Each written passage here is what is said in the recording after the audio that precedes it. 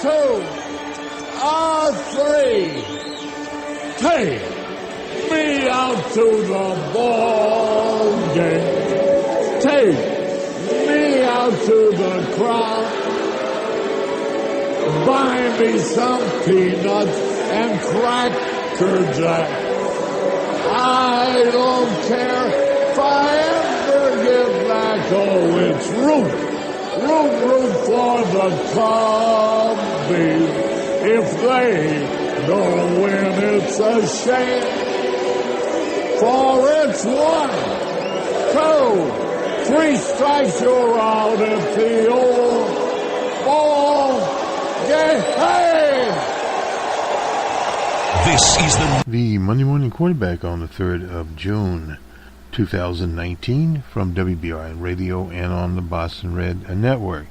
Boston Red here, a very interesting show that we have coming up. I guess show, maybe program. It's more of a program than a show, we promise you there. The President, DJ Trump, is about to land at the airport in London. And baby Trump is flying in the air. Let me go to that one. Different screen here. But a big balloon is up there once again. This is from the London Times, I believe. A giant inflatable DJ Trump as a baby flies over London during the president's free day visit. Organizers plan to fly the 20-foot blimp above Parliament Square for about 2 hours tomorrow, when Trump is due to hold talks with the Prime Minister at Downing Street. The blimp will be joined by an expected 250,000 demonstrators who are planning to descend upon the Capitol for a mass demonstration against DJ Trump. So it'll be an interesting situation. DJ Trump will be there to lament Brexit, which has totally went south. The candidacy of one Boris Johnson, interfering in the domestic politics of Britain, and at the same time the Queen, who has met a number of U.S. presidents, I heard on the BBC this morning, with the exception of LBJ. That's the only one she has not met. She has been on the throne for 67 years, and she's probably not looking forward to seeing DJ Trump at all, but that is the official, one of the official duties of the Queen. So therefore, they will see him. He'll have a tea. He'll go to Buckingham Palace. He'll go to Downing Street to meet with the lame duck Prime Minister there. She is on her way out the door, Theresa May, and there will be someone new. But does that solve the problems of the UK? Absolutely not. It was also pointed out on the BBC that the number one trading partner with the UK is the US, and it is the same on this side of the pond. And there will be business opportunities now that Europe will be more out of the picture than in the picture. But at the same time, where does that leave Britain? Britain, we talk about this on Numbers, man, and we invite you to tune in there on WBRN, the Boston Red Network, our macroeconomics program. We talked about Brexit many times over there. And the situation is, it will not be a positive thing for the UK economy, no doubt about that. There'll be a loss in GMP, and we'll see where the employment numbers go there. The UK economy, despite the investment of American companies or the investment of UK companies in America, the economy has been relatively weak since the Great Patriotic War, when London was of the UK was rebuilt, called Great Britain. And the loss of the so-called colonies, that caused a lot of problems. And since that time, there's been dependency through the Commonwealth. But the day of old politics has went by the wayside. Let me grab one other position here. This is a survey. Firstly, we'll do this one. Leah Chase, a chef in New Orleans, passed away this weekend at 96. She was well-renowned, so-called classically trained, if you want to go to that one. She served Dr. King, and she served Thurgood Marshall. She served G.W. Bush and Barack Obama. She chastised him for using hot sauce on a gumbo. It was already a season, and that's one of the things about properly cooked food. The seasoning is already there, and Americans are not so much adding hot sauce, but what do you want to call it, the Louisiana anyway, but adding salt when the salt is flavored in the food. A very interesting situation there. This comes from she was 96, I think we said that, and her efforts to bring people together were legendary. The restaurant was destroyed. Over 10 feet of water was in it, and she then moved into a double-wide FEMA trailer, and they continued to operate the restaurant, which started actually as a sandwich shop. They have something called a poor boy in Louisiana, a big, huge sandwich there. And then it turned into a very nice restaurant. It was rebuilt, and she was cooking well into her 90s in the kitchen there. Dookie Chase was what it was called, after her husband, who was there and ran the restaurant, I guess is a word to use. And she primarily was the cook. Of course, he died recently also, but they were there. Now the son is there. The son has an MBA, I believe, financial type, but he's there in the restaurant itself. Let me get to a little polling here. This is from the Jerusalem Post, and the headline here is more than 25 cents. 25% of Americans say Israel is all important to their Jewish future. And so, do you think a thriving state of Israel is vital for the long-term future of a Jewish people? In the U.S., 72% said yes, 25% said no, and 4% had no opinion. In France, it was down to 53%, 33% yes, and 33% no, and 14% no opinion. Of course, in the Zionist state, 91% said yes, 5% said no, and it matched with 4% saying no opinion there. This is a survey of attitudes in France, the U.S., the three largest Jewish communities in the world. 65% of American Jews said they feel less secure than they did a year ago. Similarly, half of the Jewish population in France, in terms of security, is worse than a year ago. A shrinking majority, 55% of French Jews have considered immigrating from the country in the past year for various reasons. Around 1/5, 21%, said it was for economic reasons. 17% was fear for the Jewish community's future, and another 12% were worried about France's future. Do you think that Jews have a future as Jews in Europe, and should they leave now? In the U.S., Jews have a future in Europe, 75%. Jews should leave now, 17%. No opinion, 8%. And in the Zionist state, 44%. That Jewish people have a future in Europe, and they should leave now, 46%. Higher there. Do you approve or disapprove of DJ Trump? In the U.S., 22% strongly approve, and 14% somewhat approve, and approve somewhat. Wait a minute here. Approve somewhat. Anyway, 4 down the whites there. And disapprove 45%.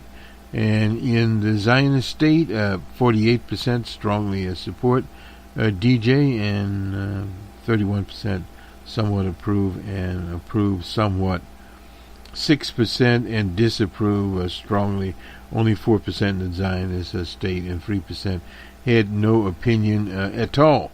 Have you ever visited the Zionist state in the U.S.? 59% no. yes once 16%, and yes more than once 15%, and at least 5 times 10% there. And whereas in France, 35% have said no, and 25% said yes, they probably stayed, and yes more than once, 21% and 19% there. For example, a May report from the Cantor Center for the Study of Contemporary European Jewry found that violent attacks on Jews and Jewish targets around the world rose by 13% in 2018. These violent attacks were centered in the U.S., which is home to more than 100 cases. In France, 35 cases there in 2018. That's according to the Cantor report. And the Pew Center surveys of American Jews, portrait of Jewish Americans, the most recent full report, attitudes towards the Zionist state of Israel, found that only 30% of all Jews were very attached to Israel. Another 39% was somewhat attached. We thought we would get that one in very quickly here. And now we'll have Mr. Clarence Page coming up here in a minute, but we'll do the FAA story. This is from the New York Times, actually via Reuters. Some of the 737 MAX planes may have faulty parts. The FAA says up to 120 landing edge tracks manufactured by Boeing supplier were affected and cover 179 MAX aircrafts as well as 133 of the Boeing 737 MG jets for the next generation, the model before the MAX. The agency said of a complete failure of the leading edge track would not bring down the aircraft, but faulty part could damage the plane in flight. Of course, the 737 MAX has been grounded since March after a fatal crash in Ethiopian Lines Air in Indonesia in October. Boeing has yet submitted a software upgrade to the FAA. Boeing did not immediately, and Boeing, I used to live in Seattle, that's how they pronounce it there. So that's one of the things that you have. Anyway, let's switch back and we'll get Mr. Clarence Page in here. And he's writing in the Chicago Tribune, where he sits on the board, the editorial board, on the 31st of May. Joe Biden should taunt his role in the 1994 crime bill and not hide from it.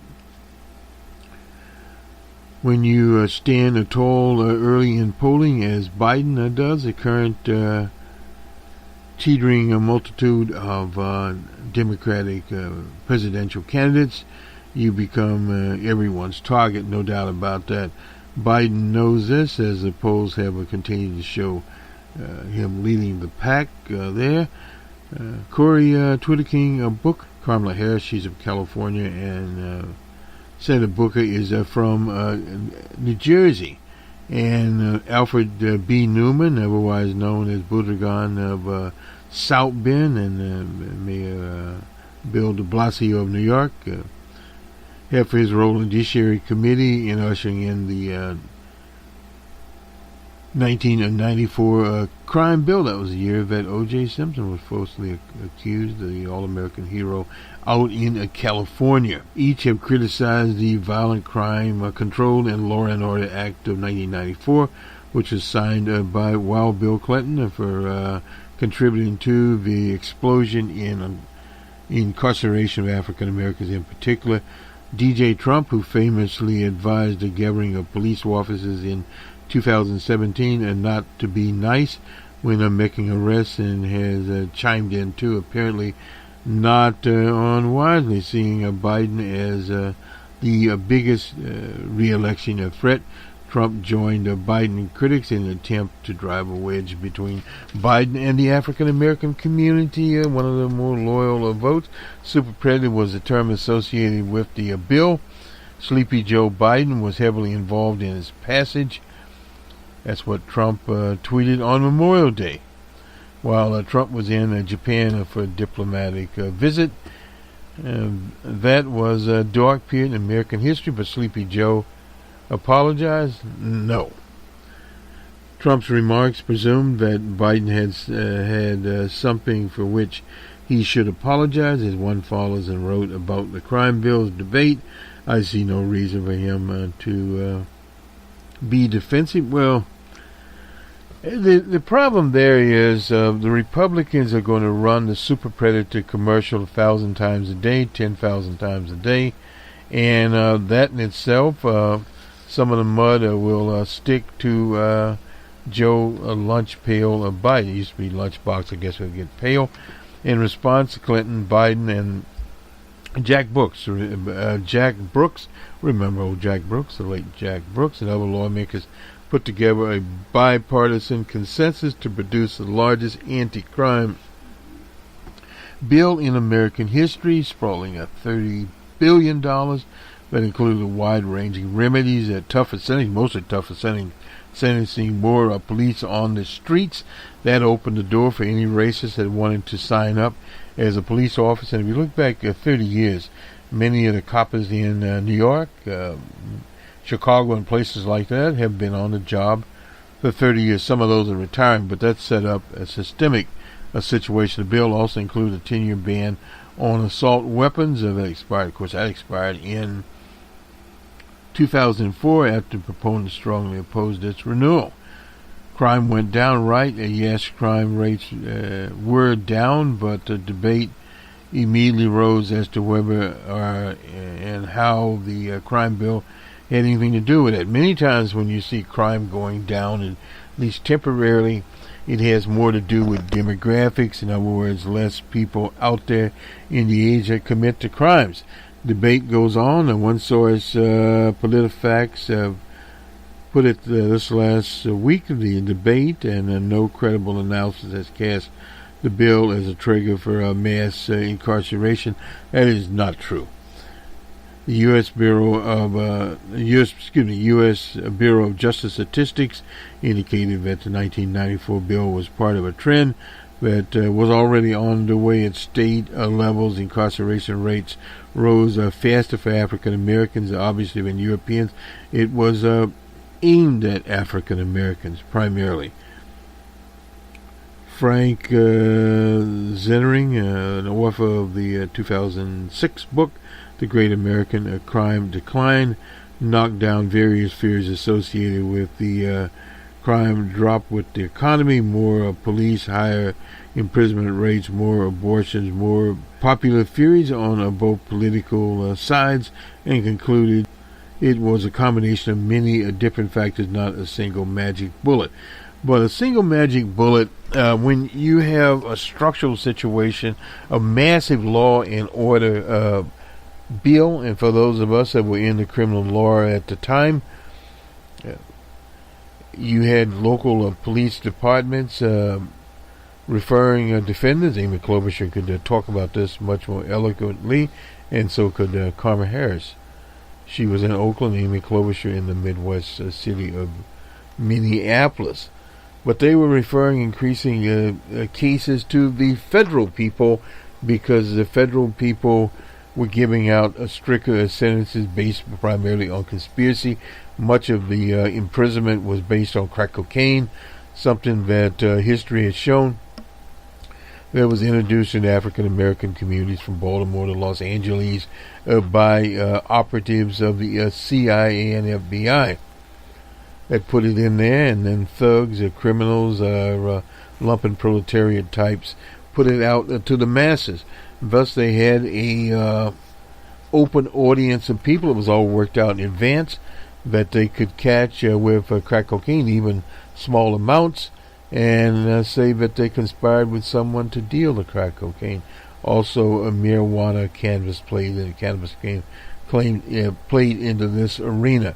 So all of this resulted in very strong sentences, whereas powdered cocaine, preferred primarily for Europeans, was not, the sentences were totally different, and also the prosecutions. Well, this is very important. You have to understand that the prosecutions were on local levels. And many DAs across the country ran, and Kamala Harris was caught on this, on law and order platforms. Yes, there was crime in some communities more than in others. There was no doubt about that, because it was more localized. As the same but Mayor-elect in Chicago, Mayor Lightfoot, talked about this disinvestment in communities. You had something called urban renewal, or African American removal, going there since the 70s and the 80s, that tore down neighborhoods, divided up neighborhoods, and there was no development in the neighborhoods. The civil rights leader Jesse Jackson talked about this. Yes, there were jobs created, because in 1994, 95 came the dot-com boom, and jobs were created. But the problem was the age-old problem. You create jobs, you can create 100 jobs, but if you have absolutely no development within the community, that just does not work. You have people that are working, but people that are consuming primarily outside business enterprises outside the community. We could talk about many of those stores, shopping centers, etc. We did not have Amazon as a part of it in those days. But at the same time, and you also had predators that came into community, they're still there, that are selling everything from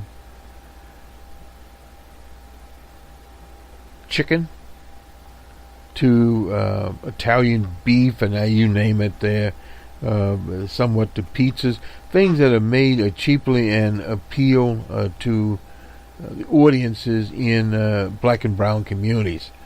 Those are the things that with this crime bill, and of course there were less young people produced at that time. The rates did go down. The rates since coming up, or they did come back up in the 2000s. That was on G.W. Bush, and it became a much more sophisticated. You had a Drug Enforcement Administration. Then you had a 9/11, when your new behemoth came, was a Homeland Security. That was not there at the time, and satellite surveillance and many more things contributed to this. And you had these right-wing and center-right regimes. You had Ronald Reagan for 8 years, and then George H.W. Bush, and then Clinton tops the ice off with this right-wing regime. So you had all these factors that are coming in there, and that was back to the basic paradigm of Schicklgruber. That was Adolf Hitler. Talked about law and order. That was particularly during Reagan, and if you recall, for those that were around for Tricky Dicky. Tricky Dicky had law and order, and it appealed to the masses. It's sort of like the same thing that DJ Trump uses in Make America Great Again. Dog whistles, or whatever you want to call those, it's the same old program. Now what they've done is they have lessened some of the penalties. Why is that? So they can get the people out of prison that have been trained to work and fit those jobs. No doubt about it. The whole expunging of criminal records, etc. Let me get back to Mr. Barack Obama. Irritated some reformers in drug prosecution and sentencing for non-violent crimes.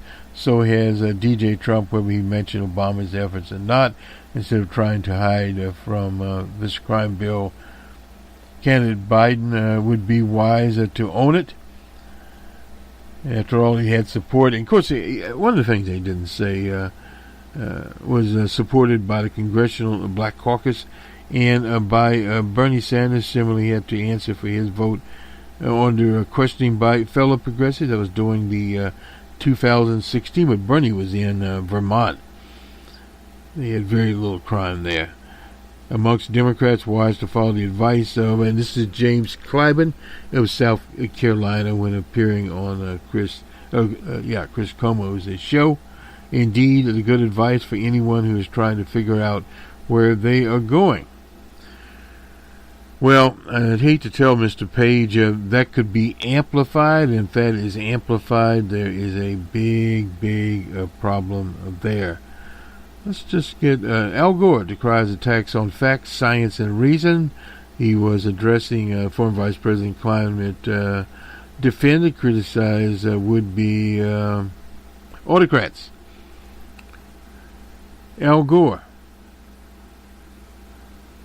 issued a stark warning of would-be autocrats in a blasting call to arm Harvard graduating seniors, decrying attacks on known facts, science, and reason as a strongman-like tactic to gather power and weaken democracy. Gore, who addressed several thousand listeners in the Harvard Terra Central Theater for the class today, recalled the unrest of his own Harvard class 50 years ago, despite civil turmoil from Vietnam, a polarized political system, and a president who flaunted the law and exploited divisions and hate. Those challenges did approach those today, he said, but the checks and balances built into the U.S. system have weakened, and he said, in a more compliant judiciary and legislative branch. While the interest in social media spread false narratives, so-called attorney facts, nothing but lies there. Vere is truth in Latin, if I remember that. That's the Harvard motto, but it's also democracy's a shield, and the right to pursue the truth is the most fundamental right. This echoes basically what Amy Klobuchar was talking about at the Big Ideas Conference. The system of checks and balances that protected the integrity of our American system for more than 2 decades, 200 years, has already been damaged, dangerously eroded. As dire as the threats are to American democracy, the threat of climate change looms over the whole human species rather than just one nation, Gore said, and he shared the Nobel Prize that was in 2007. But a high percentage of climate science doubters of any country in the world, that's the U.S., and you can understand that because you don't have the science education in the U.S. that you should. You have much less science education today as when we were in primary schools, primary school, I should say, 50 years ago. Anyway, walking some of the same halls as Mr. Gore went down there. Campaigns are modeled over the past. Efforts of the tobacco industry have been effective despite the parade of extreme weather events that have happened with increasing regularity. We have to restore the role of reason, logic, and a national debate. Gore said every night on the news, like the Nature's hike through the book of Revelations. I'm not sure there. Yet, despite dark times, Gore said there is a cause for hope. Technological advances have made renewable wind, solar power cheaper than fossil fuels in many countries, and many countries that can't afford fossil fuels in the first place have obviously went to them. I'm here to recruit you, Gore told the graduates. We have work to do, and all of us, we must see the seriousness and historic nature of the challenge. Class day, traditionally held the day before a commencement, is intended to be a more relaxed affair than a traditional steep ritual to follow. The speakers are selected by the graduating class there, and various people were there. They have ranged from Amy Sandberg to political leaders like Wild Bill Clinton, and even Joe Biden, Sleepy Joe, has been there. Students also heard from incoming Harvard alumni president Alice Hill, who welcomed them to the worldwide community of Harvard alumni, from the college dean, and etc. there. So he said the concept of who deserves a kind of experiences offered by the institutions like Harvard is at the forefront of a national education discussion brought there by a lawsuit, questioning Harvard's admission policy and a national scandal over the fraudulent schemes to gain admissions to selective schools. And let me finish this up. This year's, also featured the Harvard and Ivy oratory delivered by graduating senior Emily Imwebe and Nicholas at the annual Eames Award, given in memory of the brothers Richard and Henry Eames. They were Harvard students that died in 1935 trying to save their father and had been washed overboard in a storm off the coast of Newfoundland in Canada.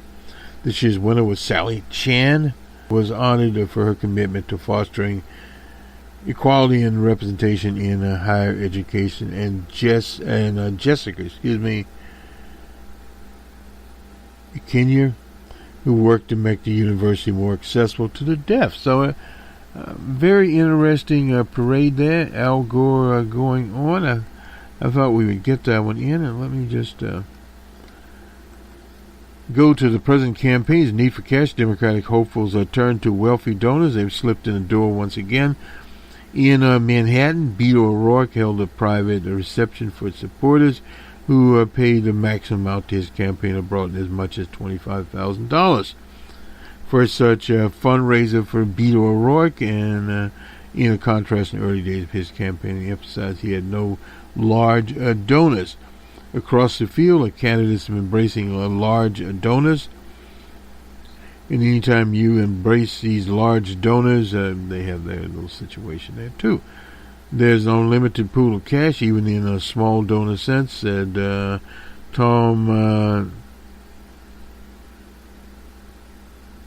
Nides, a former Deputy Secretary of State for Management Resources under Barack Obama and a longtime Democratic fundraiser.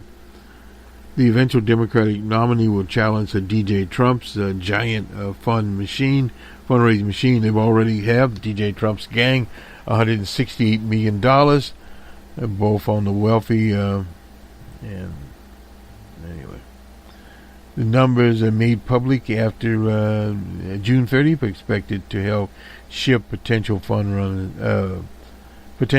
runners from the rest. The higher stakes, that's one thing they look at there, but also organization. Everyone's got a bit of a free ride in the first quarter because expectations were low across the board. That is from Army Copeland.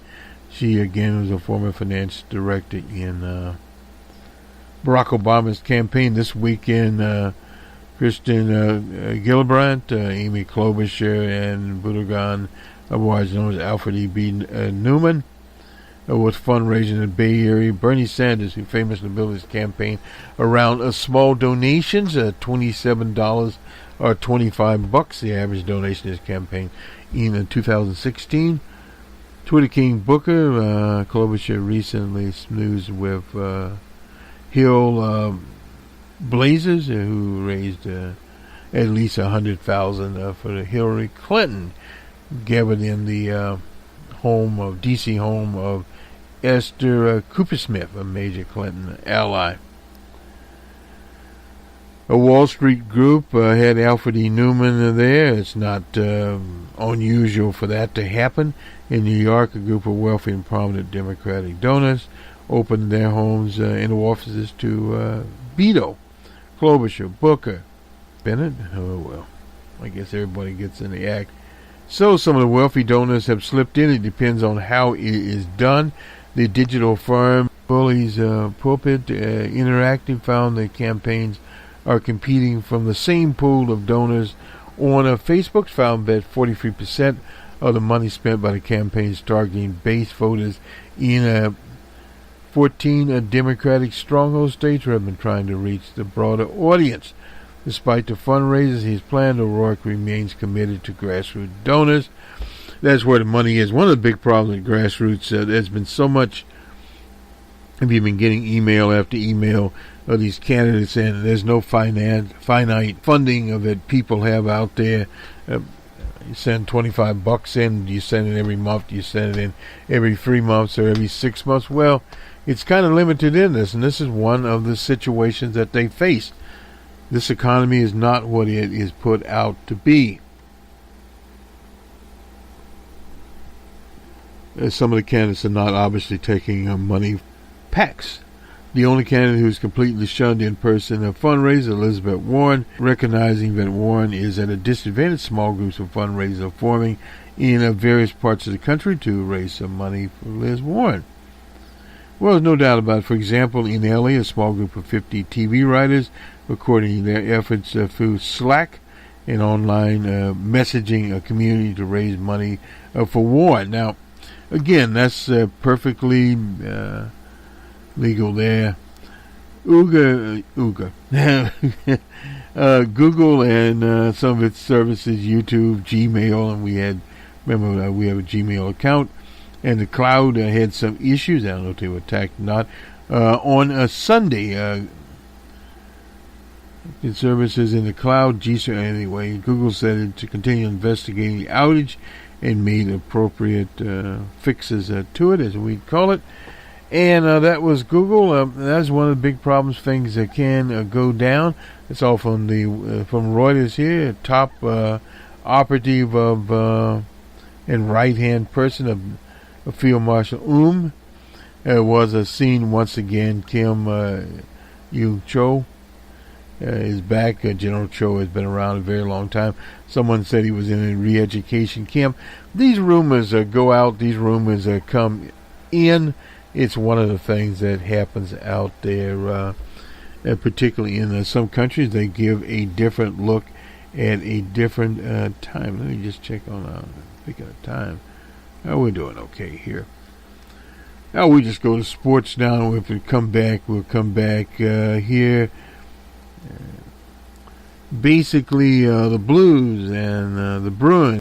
The Bruins outlast Blues. They had the power play, and that was the end of that story right there. And much more we can say about that. Let's go. This is from ESPN. Gone in 360 seconds. How the Warriors stole a win in Toronto. The score ended up being 109 for the Warriors and 104 for the Raptors to tie up the series. They have a lot more experience. They have experienced personnel. So that in itself changes many things. We won't do the cricket scores tonight. But we do have the Women Championship Series guide breakdown. Oklahoma will versus UCLA, and UCLA outlasted Washington, University of Washington 3-0. And Oklahoma beat Alabama 7-3 in that championship, softball championship there. And let's see if we can scare anyone else up here.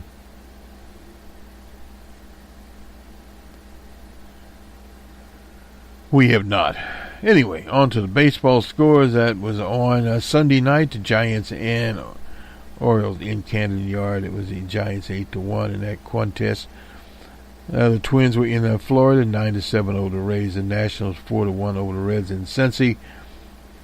The Tigers were defeated in Atlanta 7-4. The Brewers defeated the Pirates in Pittsburgh 4-2. And Cleveland on the south side of Chicago was shut out by the White Sox. And the Cubs and Cardinals down in St. Louis. It was the Cards 2-1. They finally they beat the Cubs. I think they got a sweep action in that. Yeah, they did. 2-1 to sweep, yeah. Anyway, the Cubs have, as they say, hit a roadblock. Our Cubbies in. Nonetheless, the Royals and Rangers in Texas. Rangers 5-1. The Rockies and Toronto, the Blue Jays part. Rockies 5-1. The Dodgers 8-0 over the Phillies. The Phillies haven't been playing with their potential yet. They were shut out by the Dodgers in Los Angeles. Dodgers had 10 hits and no errors, and the Phillies 3 hits and 1 error, not much offense there. And in 12, the Astros were in Oakland, and the game ended up 6-4. Astros had 11 hits, and the Athletics 10 hits and 2 errors. The Mets and D-backs in the desert. D-backs 7-1. The Angels were in Seattle. Angels 12-3 over the Mariners. And the Marlins and Padres in San Diego. It was the Marlins 9-3. And finally, the Sox in New York defeated the Yankees 8-5. I will try to do some of the soccer scores here. What we do have is Liverpool returned, and they won, of course, the European Championship. These are, let's see, some of the local Major League Soccer. It's in the U.S. Minnesota United were outlasted by the Philadelphia Union 3-2. The LA Galaxy and New England Revolution, I think it's 2-1 there. And Malaysia and Nepal, it was Malaysia 2-0. They were shut out. South Africa and Botswana 2-2 to score there. Zambia and Malawi 2-2 score there. Luxembourg and Madagascar 3-3. Turkmenistan, it was Turkey to Uzbekistan up. And Bolivia and France, it was France 2-0 in that contest. El Salvador outlasted Haiti 1-0. Japan and Spain 1-1 there. South Africa and Norway, it was Norway 7-2. And then we get down to some of the French leagues. I'm not sure it will get into them. I don't want to get too exotic here. And let's see, Austrian league here. Well, in Romanian first division, boy, there's a lot of football played out here, and we try to get as much of it as we can, particularly in the U.S. and some of the European teams that we're just going here, and we're looking at some of these. Now, these are women's teams here. We'll get those. Let's see.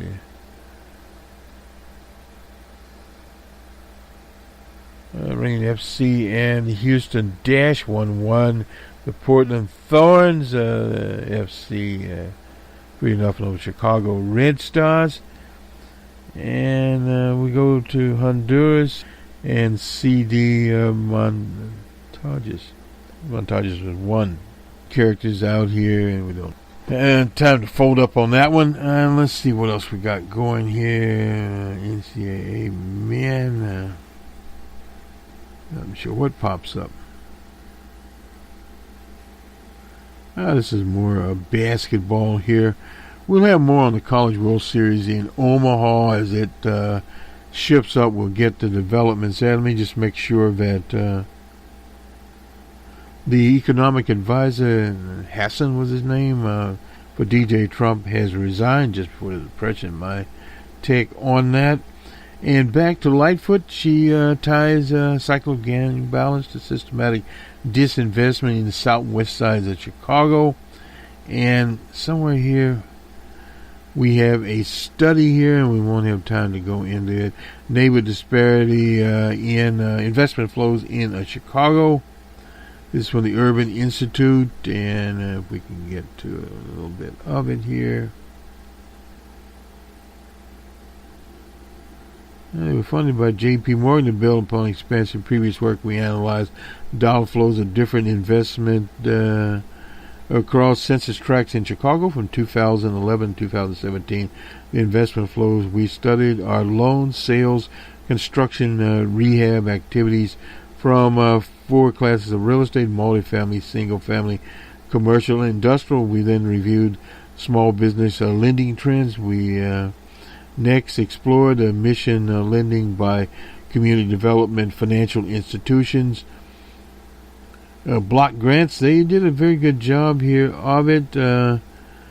We'll have more time to work on this, but after circulating flows and scaling them by denominators, we compared these indicators across tracts as follows. Low to poverty tracts, poverty rates under 10% compared with high poverty rates over 30%. Minority European compared with minority African American tracts. Minority European compared with minority Latino tracts to reduce the impact there. And the summary, this is what we'll get to. Medium or low income or poverty neighborhoods received 4.3 times as much market investment per household as medium high poverty neighborhoods. Majority European neighborhoods received 4.6 times as much market investment per household as majority African American neighborhoods, and 2.6 times much more investment as majority Latino neighborhoods. Public and mission-driven investment sources generally flowed the opposite way. Public and mission-driven actors have invested 10 times more per household in high poverty neighborhoods than have in low poverty neighborhoods. Public and mission sources of investment are much smaller than market investments. That's where it's different there. Markets sources provided 67 billion of lending capital between commercial, industrial, multifamily, etc. The figure compares with 4 billion over the mission lending people, much smaller. You can see that. And after all investments are taken into account, majority European neighborhoods still receive 3.9 much more investment per household as majority African American neighborhoods and low poverty neighborhoods received 2.6 investment than high poverty. I don't have the definition between the two. While the growing side of mission-driven investment is a clearly important response to this situation, major capital must be drawn into the broader Chicago neighborhoods, which has not happened. And that was one of the big complaints. Many Chicago neighborhoods are still experiencing high levels of poverty and unemployment. Over a quarter of the city's census tracts experiencing concentrated poverty, with poverty rates over 30%. And unemployment over 10%, and this is why it's what the mayor was talking about there. And we'll leave it at that. We won't get into it, but Chicago Sun-Times had something very similar. Danny Ramos there. The Urban Institute study talking about it. Neighborhood disparity was released on Tuesday. We just went through that, and basically that is where they stand. Public and mission-driven investment was invested disproportionately in gentrified communities. It's about 6.2 times investment dollars go to those areas instead of stable communities of color with low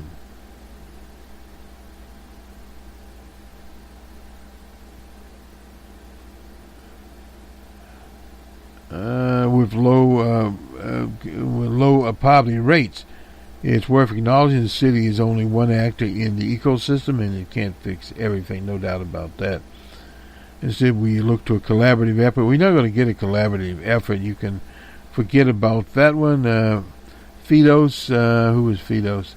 Brett Fidos, lead author of the study. The public sector investments are much smaller than what, and this is just basically what we talked about there. 67 billion of lending capital in the private as opposed to 4 billion in the public sector. That is split up many, many times. Chicago remains racially segregated. Segregation goes hand in hand with neighborhood distress. The report says populations of color are much more likely to live in high areas of poverty and unemployment. Perhaps because of these conditions, Chicago has seen a significant loss of African American population. People have moved elsewhere. So we'll have to talk to Emma Young about it later. This will do it for us on the Monday Morning Quarterback. This is Boston Red from the Jerry Pippin Memorial Broadcast Booth. Have a good week, everyone. We'll return with you. Also on WBRN, we have Numbers Man there. And we have the week that was. All of these broadcasts, you can find them on YouTube. We're spotlighting YouTube. Incidentally, on YouTube, we're now on the news. They had us on the entertainment. So go to YouTube, go to Twitter, go to Stitcher. It's a mobile platform, very good mobile platform there. iHeart is a very good medium. People all over the world, Australia for one, Japan, Saudi Arabia. Our programs go all over the world, and we appreciate the audiences out there, and we hope to build upon that impact and come in with better stories like the one out of Chicago. We were doing Los Angeles, talking about the Ideas Forum that was MoveOn.org. We've been associated with them for many, many years. There where candidates appeared, and we got most of the candidates, whether it be Twitter King Booker, Bernie, Beto, Liz Warren, Amy Klobuchar, Kamala Harris, Julio Castro. And all of these people had very fine points to make, depending on how they want to get there. Alfred B. Newman didn't show up. The mayor out of South Bend, he was not there. Joe Lunchpail Biden was not there. He was someplace else. He didn't need to show up anyway because he didn't have anything to offer. Also, at the same time, the California Democratic Party was holding their convention there in the Bay Area. And that situation was a little different there. Uncle Joe was a no-show there also. It's going to be interesting to see what happens in California. Elizabeth Warren is getting her organization together out there. Kamala Harris, obviously, who ran statewide there, has very good name recognition in California. California is a big behemoth. When it votes, it has a lot of delegates. Delegate-rich place for the others trying to, as they say, break through. They have a chance there. Say Amy Klobuchar, that is not as well known there. Gillibrand is struggling trying to get into the debates. Debates will open up some things because you'll have a variety of candidates in the debates, but the debates will be 2 or perhaps 3 tiered.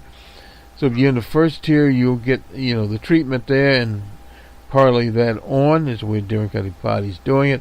Then you'll have the second tier debates and the news that swirls around. That's where it's very, very important there, particularly in the economy.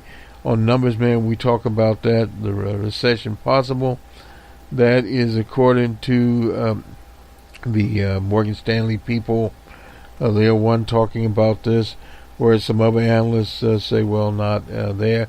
Yield curve being very straight, where short-term interest rates bring in more than a long-term. Long-term is desirable. Long-term investment has always been the key. We talk about that on Numbers Man. We'll have an open source report shortly. I'm not sure we'll do it today. Today's a travel day. But if we don't do it today, we'll do it, maybe today. Yeah, we won't do it early this morning. It is 4:30 now, so we're broadcasting here. Anyway, good day.